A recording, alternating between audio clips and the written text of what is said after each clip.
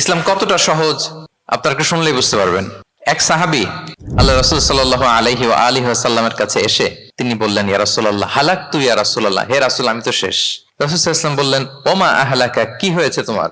তো সে বলে, ওয়াকাআতু আলা ইমরাআতি ফি রমাদান, আমি তো রমজান মাসের দিনের বেলায় আমার স্ত্রীর সাথে মেলামেশা করে ফেলছি, একেবারে ফাইনাল মেলামেশা, আমার সিমেন আউট হয়ে গেছে বডি থেকে। এজন্য সে অস্থির হয়ে রাসূল সাল্লাল্লাহু আলাইহি ওয়াসাল্লামের কাছে এসে, ইয়া রাসূল আমি তো শেষ, আমারে বাঁচান, আমারে বাঁচান।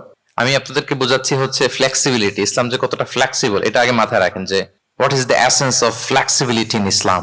ইচ্ছা করে যদি কেউ রোজা ভাঙে, তার বিধান হচ্ছে তার কাজাও করতে হবে, কাফফারাও দিতে হবে। কাজা মানে একটা রোজার জন্য আরেকটা রোজা, আর কাফফারা হচ্ছে হয় তাকে একটা দাস আজাদ করতে হবে, অথবা তাকে 60টা রোজা রাখতে হবে টানা, অথবা 60 জন মিসকিনকে খাওয়াতে হবে। তো সে যখন এসে বললো, ইয়া রাসূলুল্লাহ আমাকে বাঁচান, কি করবো আমি? রাসূল সাল্লাল্লাহু আলাইহি ওয়াসাল্লাম বললেন, আচ্ছা ঠিক আছে, তুমি এই কাজ করে ফেলছো, তোমার তো পেনাল্টি হয়েছে। তো পেনাল্টি কি?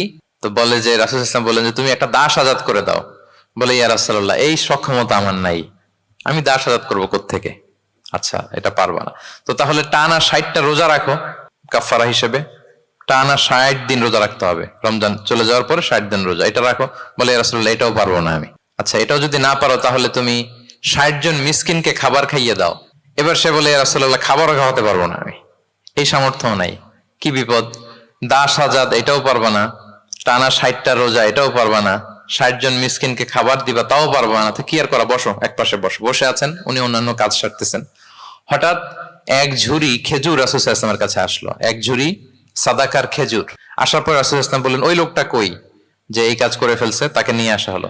রাসূল সাল্লাল্লাহু আলাইহি ওয়াসাল্লাম বললেন, যাও, দাসও আজাদ করতে পারবা না, 60টা রোজাও রাখতে পারবা না, 60 জন মিসকিনকে খাবারও দিতে পারবো না, তাহলে এক ঝুড়ি খেজুর আমার দরবারে আসছে, চ্যারিটির সাদাকার খেজুর, যাও এগুলো গরিবদের মাঝে বিতরণ করে দাও, তাসাদ্দাক বিহা ফিল মাদিনা, মদিনায় বিতরণ করে দাও। এবার সে বলে, আলা আফকারা মিন্না ইয়া রাসূলুল্লাহ, ইয়া রাসূলুল্লাহ আমার চেয়ে গরিব কাউকে দিতে হবে? রাসূল সাল্লাল্লাহু আলাইহি ওয়াসাল্লাম বললেন, হ্যাঁ গরিব কাউকে দিবা। বলতেছে, এই পুরো মদিনাতে আমার চেয়ে গরিব আর কেউ নাই। কি বিপদ! তোমার চেয়ে গরিব আর কেউ নাই? বলতেছে, আমি সবচাইতে মদিনায় গরিব। বলতেছে, তাহলে কি আর করবো, নিয়ে যাও বাসায়, তুমি আর তোমার ফ্যামিলির সবাই মিলে এটা খাও। চিন্তা করেন, আসছিল পেনাল্টি দিতে, নিয়ে গেল এক ঝুড়ি, কথা বোঝা নাই, নিয়ে গেল এক ঝুড়ি খেজুর।